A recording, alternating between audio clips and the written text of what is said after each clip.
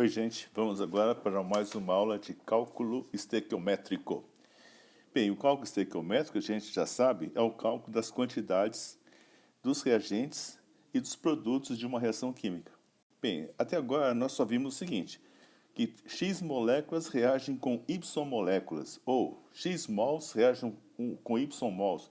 Porém, as quantidades podem ser medidas em moléculas, em mols, como nós já vimos, pode ser medida em gramas, pode ser medido o volume delas. Bem, então existem várias maneiras de você expressar a quantidade de moléculas. É isso que a gente vai observar, que em cada exercício de cálculo estequiométrico, eu vou apresentar a quantidade numa certa unidade. Tá bom? Então vejamos. Na lição de hoje, por exemplo, a gente só vai trabalhar com mols e com massa, quer dizer, a quantidade expressa em mols ou a quantidade expressa em gramas. Vamos ver o primeiro exemplo?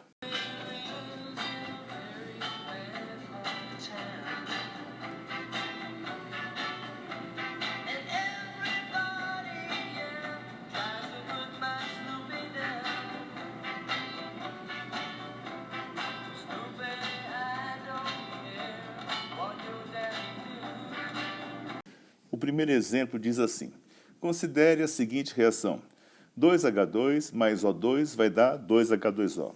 Então, 2 hidrogênios mais oxigênio vai dar 2 águas. Bem, a primeira coisa que você tem que aprender é ler a equação. Ali está escrito 2 moléculas de hidrogênio mais 1 molécula de O2. Vão produzir 2 moléculas de água. Ou você trabalha em moléculas ou trabalha em mols. Tá bom. Agora a pergunta qual é? A pergunta é a seguinte, qual será a massa de água formada quando 10 mols de hidrogênio reagem com oxigênio completamente? Bem, então agora a pergunta é a seguinte, quanto de água se formou, mas eu quero saber a massa. E quanto que eu tinha de hidrogênio? 10 mols. Então vamos armar assim, o esquema de resolução do cálculo estequiométrico. Primeira coisa que você faz é escrever a reação. Coloca duas linhas. E embaixo de cada substância, você coloca o coeficiente. Então, por exemplo, 2H2. Então, você vai escrever assim, 2 mols, porque aquele coeficiente ou expressa em mol ou expressa em número de moléculas. Bem, aí vai produzir quanto? 2 águas, 2H2O. Então, quer dizer que vai dar 2 mols de água. Então, os coeficientes devem ser entendidos como sendo a proporção em número de mols. Tudo bem. Agora a pergunta é o seguinte, ele quer saber se você tiver 10 mols de hidrogênio, quanto de água será produzido? Será produzido X mols. Em princípio, vou trabalhar só em mols. Depois que eu achar em mols, eu passo para gramas. Então, por exemplo, vou fazer uma regra de 3. Se 2 mols de hidrogênio estão para 2 mols de água, então 10 mols de hidrogênio estão para X mols de água. Fazendo a regra de 3, x vai ser igual a 10 vezes 2, dividido por 2, que vai ser igual a 10 mols. Conclusão, vamos obter 10 mols de água. Mas a pergunta era para saber a massa. Bom, tudo bem, agora já sei que são 10 mols. Vamos calcular quanto equivale 1 mol de água. Pelas massas atômicas, a gente vai ter o seguinte, a fórmula é H2O. Então, o hidrogênio pesa 1 vezes 2, porque é H2, né? Mais, oxigênio pesa 16, só tem 1, então é 16 mesmo, vai somar, vai dar 18 gramas por mol. Isso quer dizer que cada mol vale 18 gramas. Bom, então agora é só fazer a última conta. Se 18 gramas corresponde a 1 mol, então x gramas vão corresponder a 10 mols. X vai ser igual a, faz a regra de 3, 18 vezes 10 dividido por 1 vai ser igual a 180 gramas. Lógico que quanto maior a sua habilidade matemática, mais rapidamente você chega com o resultado. Na hora que você viu 10 mols, se cada mol é 18, então vai dar 180 gramas. Uma pequena observação é com relação ao oxigênio, a respeito do oxigênio. Não foi feito nenhum cálculo a respeito do oxigênio, é porque não foi perguntado nada. Mas é lógico que deve ter uma quantidade suficiente para que a reação ocorra. Mas quando não é perguntado, a gente também não calcula para não perder tempo. Vamos ver agora o exemplo 2.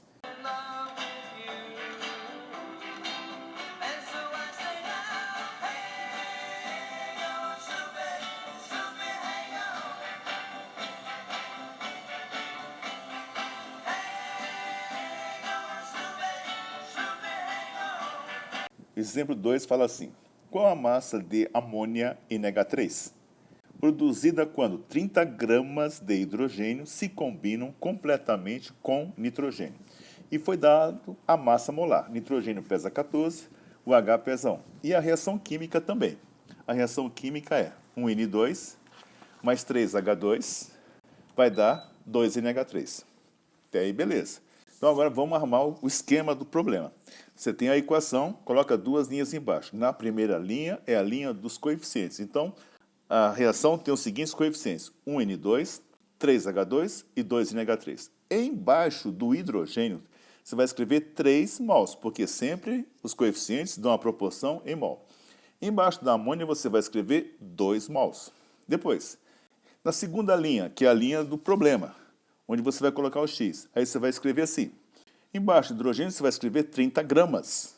Embaixo da amônia, você vai escrever X gramas, porque a pergunta é qual a massa de amônia.